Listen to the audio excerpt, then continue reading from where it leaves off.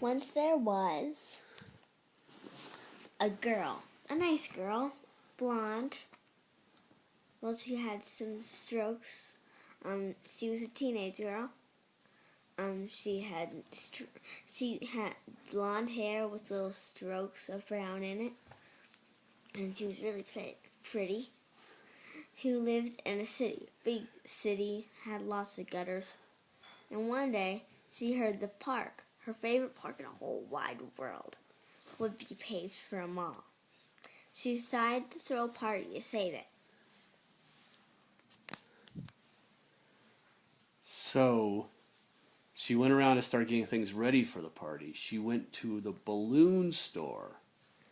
Right, they had a big balloon store in her neighborhood. That's all they sold, balloons. She got 30 red balloons, 50 blue balloons, 90 green balloons, 23 purple balloons, 68 chartreuse balloons, and she got one balloon that was bigger than she was. It was the tallest, biggest balloon. And they blew it up for her, and she was trying to carry it down the street, and she started rolling on it. She rolled up, blub, blub, blub, blub, blub, blub, and she rolled all the way down the hill into the park, and all the balloons that she'd bought, all those hundreds of balloons were trailing right behind her.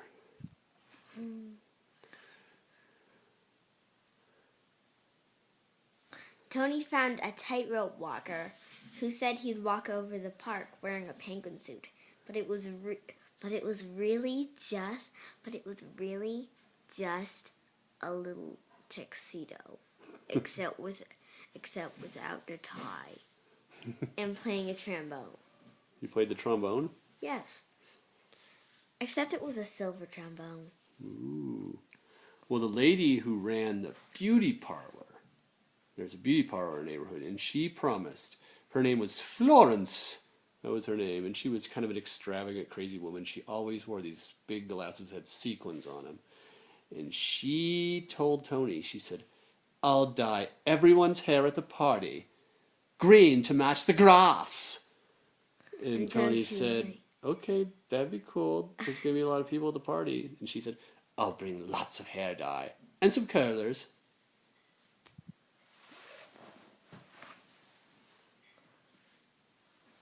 Paula at Paul's Pizza Pit said she'd make a huge pizza, say like the ball field.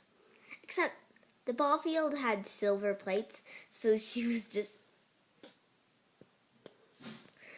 like, "Okay, I give up."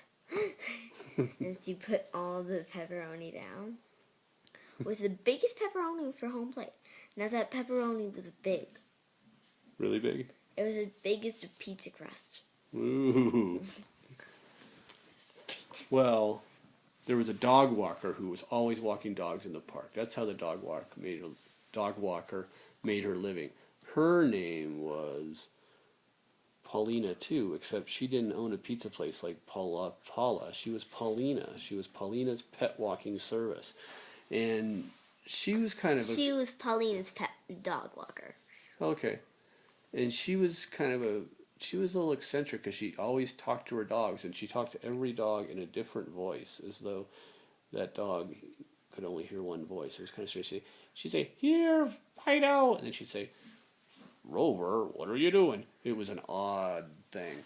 But she looked at Tony, and she promised that she'd make 20 dogs roll over and play dead at the party all at once. That she'd snap her fingers, and they'd all roll over and play dead.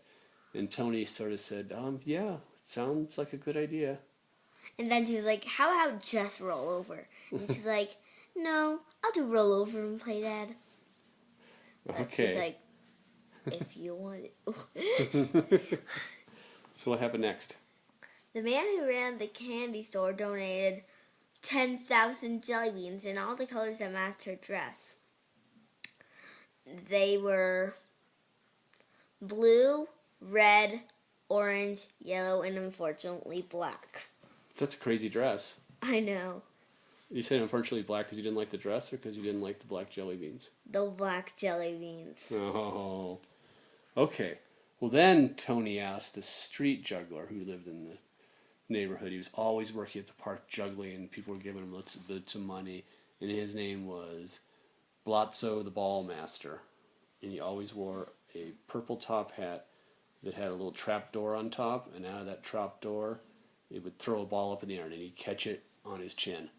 And he said that he would come to the party, and he'd juggle balls, batons, knives, juice boxes, and baby watermelons, and baby chickens, and babies. And Tony said, "No, you can't juggle babies."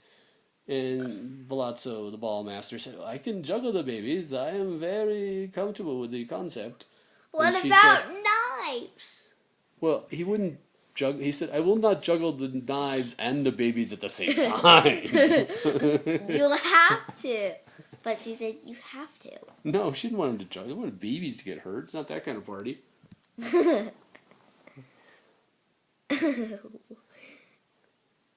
So what happened? She was walking and the limo pulled up. And a limo pulled up. It was a big limo, silver, a big American flag on it, a map of the city, but the park was not on there. Instead, there was a mall. Who was in the limo? It pulled up. It was the mayor and the mall developer in cahoots. They were what? They were walking down to Noodles and Company. Ooh. And that's the mall developer who wanted to pave the park. Yeah. Right? And was he in with the mayor? Yes. Are they in what? Cahoots. Cahoots, that's right. And they're walking over to Noodles and Company. So Tony kept going. She's got this big party going. Now she sees that the mayor is completely mixed up with the mall developer. In cahoots, as you said. And so she's trying to get everybody involved. She made Save the Park ribbons, right? And she went to this lady who fed the pigeons every day. This kind of crazy old lady always fed the pigeons. And she told her what she needed to do with the ribbons.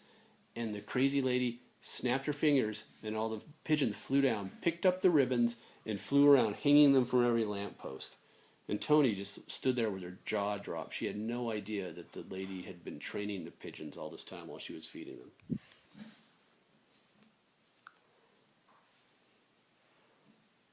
She got all the rabbits to lie in the grass, spelling out "Save the Par." They would have spelled the whole thing, but she ran out of rabbits because there was a rabbit shortage, which you may hear about later in the story. Okay, well, the guy at the circus school, because this neighborhood has a balloon store, a hairdressing store. Yes. I think there's a toy store, there's a pizza place, there are jugglers. It's a neighborhood that has everything you'd ever need, and that's why they really need the park, because they need someplace to relax. Anyway, the guy at the circus school who's there, he said he'd bring his big trapeze rig. It was huge. It had trapezes that you could swing like 50 feet above the ground. And he says he'd give everybody at the party lessons. Everybody would be having fun, and it would be like having the world's biggest swing set.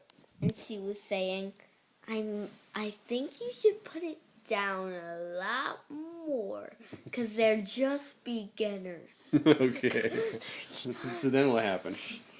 A policeman told Tony that he'd get all the police horses to come to the park and patrol the world, and the horses would be dancing to the tune of iCarly. Okay, so Tony got all the kids in the park who played there every day. They all wrote letters to the city council. They said, "Dear city councilman, don't pave my park. I need the swing set and especially the teeter-totter, because I love the teeter-totter." And every kid had this big thing about the teeter-totter. So some of the city council suspected that the same kid wrote every letter, except they saw that the handwriting was different. So they knew that a bunch of kids had written letters. She painted the playground black to protest the mall, but then she changed her mind and painted it purple because she liked purple. Really, really light purple, like violet. And the playground, it was playground, like, the city hall really saw how the kids wanted a swing set and a teeter-totter. So they put down a swing set, and they put down 20 teeter-totters. 20. Okay. Took all the stuff away. Well, in addition to the circus school, I guess there was a stilt walking school. It was called Stan's Steady Stilts. That was the name of it. And Stan was this little old guy who was bald, but he wore a funny little hat to cover it, and every day he wore a funny different hat, and he walked around on stilts. And so he was so tall that people couldn't really tell he was bald because all they could do was look up and they could see the funny hat, but they couldn't see what he was hiding, which was his big bald head. Anyway, he told Tony that he'd bring his best students from the class, and they would dance, and they would perform the famous ballet Swan Lake on Stilts. And they would be dancing across, and he Well, they were just performing Swan Lake, except they made up the part on stilts. And Tony asked, Swan Lake on stilts? That's not a real place. Oh dear, there's many things you don't know about art. And he's like, well, Swan Lake on stilts is since they made stilts. And he keeps looking down at her weirdly. Okay, so the park is full for the party. Like, she's done all the stuff with the ribbons and buttons and the stilt walkers. Everybody's super excited about it. And so the party's full. She's up on stage saying, we've got to save this park. And all of a sudden the mayor shows up, right? And he grabs a fire hose. Because there's a fire truck that firefighters were celebrating too. They wanted the park saved. And he grabs this fire hose and he starts blasting this giant party cake she'd had made. It was a giant party cake that was shaped like the park with all the teeter-totters and the rabbits and the statue of whom? Who? Old Earl the Squirrel. Oh, Earl the Squirrel, that's right. So anyway, Park. it was super elaborate cake, and the mayor starts blasting it with a fire hose. And she's ruining the cake, and the mayor covered himself in frosting. Oh no, Tony covered herself in frosting. And the other kids did too, right? They rolled around in it and they started chanting and singing. What was it like?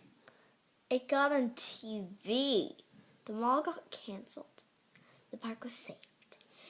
When